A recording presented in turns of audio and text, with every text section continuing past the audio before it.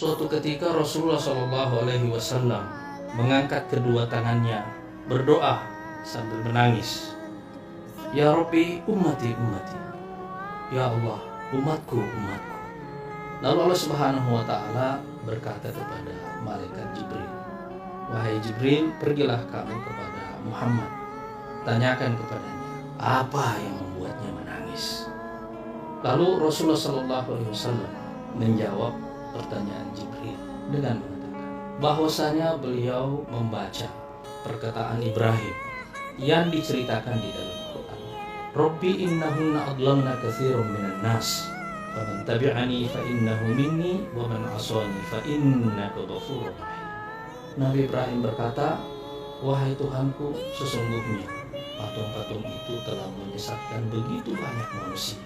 Maka barang siapa yang mengikutiku, sesungguhnya dia adalah bagian dariku.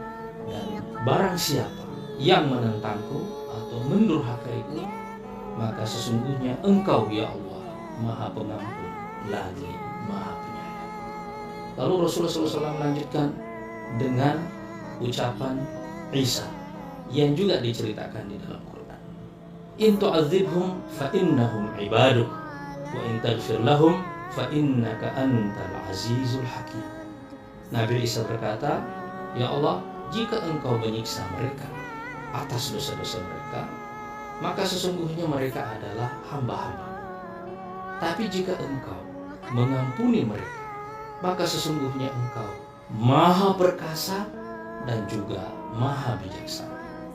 Perkataan kedua Nabi itulah, yaitu Nabi Ibrahim dan Nabi Isa, yang membuat Rasulullah SAW menangis karena beliau mengenang umatnya, mengingat umatnya.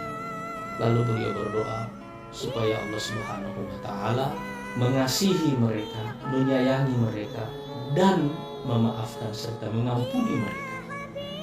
Karena itu Allah Subhanahu wa Ta'ala kemudian mengutus Jibril kembali kepada Rasulullah SAW.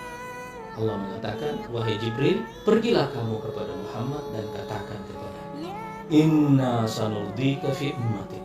Sesungguhnya kami akan membuatmu ridho dalam urusan umatmu, dan kami tidak akan membuatmu sedih dalam urusan umatmu.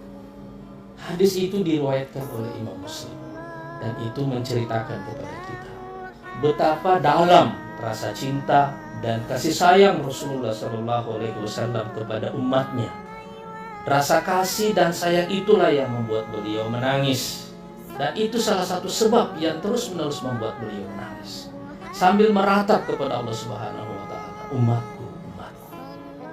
Setiap kali membaca hadis ini, saya selalu mendapatkan penjelasan bahwa inilah salah satu alasan mengapa umat Islam di seluruh dunia begitu mencintai Rasulullah SAW. 2 miliar umat manusia di dunia saat ini setiap hari melantunkan selawat kepada Rasulullah SAW. Bukan hanya karena fadilah atau keutamaan dari selawat itu banyak dan pahalanya banyak, tapi memang karena kita mencintai beliau. Kita mencintainya sepenuh hati. Kita beriman kepadanya, kita mengikuti agamanya, kita mencintainya walaupun kita tidak pernah melihatnya. Salah satu tanda cinta Rasulullah SAW kepada umatnya adalah bahwa orang-orang yang datang sesudah beliau tidak pernah melihatnya, tapi beriman kepada beliau, disebut oleh beliau sebagai ikhwan, saudara-saudaranya. Sementara orang yang hidup di zamannya bertemu dengan beliau dan beriman kepadanya disebut sebagai sahabat-sahabat. Sahabat-sahabat dan saudara-saudara itu 2 derajat yang luar biasa perbedaannya. Dan itu juga menjelaskan kepada kita bahwa kita mencintai Rasulullah SAW sebabnya karena beliau jauh lebih besar cintanya kepada kita daripada cinta kita kepada beliau.